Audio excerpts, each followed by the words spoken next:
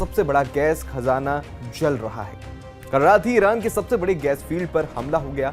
Israel ने मारा, Iran ने बदला लिया और ट्रंप ने सीधा धमकी दे दी कि एक बार फिर से अगर कतर पर हमला हुआ तो पूरे साउथ पार्स को राख कर देंगे। ये कोई छोटी खबर नहीं है, ये पूरी दुनिया का पेट्रोल, गैस, बिजली का खेल इससे बदल सकता है। आइए समझते हैं पूरा मामला।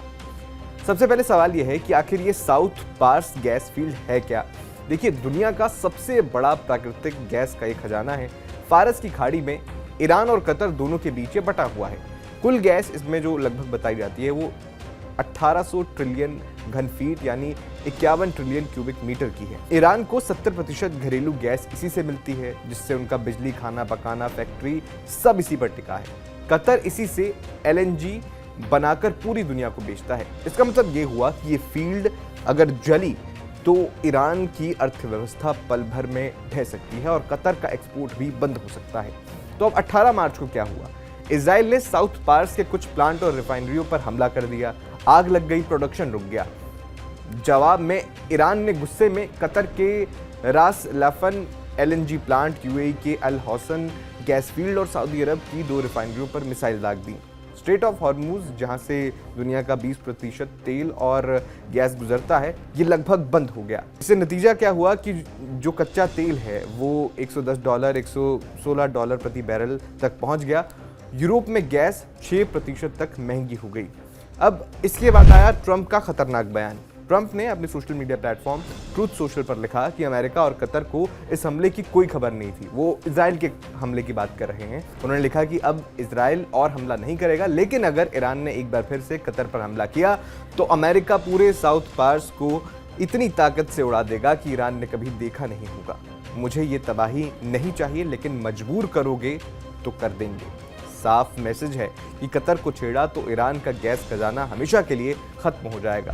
अब सवाल यह है कि इस सब का भारत पर क्या असर पड़ेगा। भारत दुनिया का तीसरा सबसे बड़ा तेल आयातक है। 85% तेल बाहर से आता है और ज्यादातर स्ट्रेट ऑफ हॉर्मूज से आता है।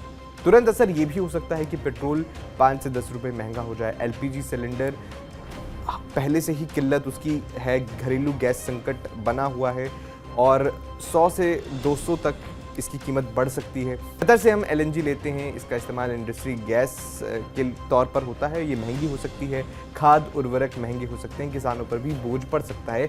हालांकि ये तुरंत होने वाले असर हैं। इसके अलावा पावर प्लांट में गैस की कमी देखने को मिल सकती है, बिजली कटौती का भी खतरा बढ़ सकता है, ट्रक ट्रांसपोर्ट महंगा हो सकता है, जिससे सब्जी, दूध, फल ये सब महंगे भी हो सकते हैं। और लंबा असर अगर हम इसका देखें तो अगर ये युद्ध 2 से 3 महीने चला तो महंगाई बढ़ सकती है, स्टॉक मार्केट पर भी असर पड़ सकता है, रुपया भी कमजोर हो सकता है। लेकिन अच्छी खबर यह है कि भारत ने पहले से ही रूस और अमेरिका से ज्यादा तेल लिया था, लेकिन हॉर्मूज बंद होने से बैकअप भी थोड़ा सीमित हो गया है। अब ये सिर्फ ईरान इजराइल की लड़ाई नहीं रही है, हम सब जानते हैं ये ग्लोबल एनर्जी वॉर बन गई है। ट्रंप की जो वार्निंग है उससे लग रहा है कि अगला हमला बहुत बड़ा हो सकता है। आप बताइए, भारत को अगला स्टेप क्या उठाना चाहिए? ज़्यादा रूस से तेल खरीदना चाहिए? LPG संकट को लेकर क्या कर सकता है भारत? सोलर हाइड्रोजन पर तेज़ी से काम किया जा सकता है या कुछ और? अपनी राय कमेंट बॉक्स में ज़रूर बताइएगा।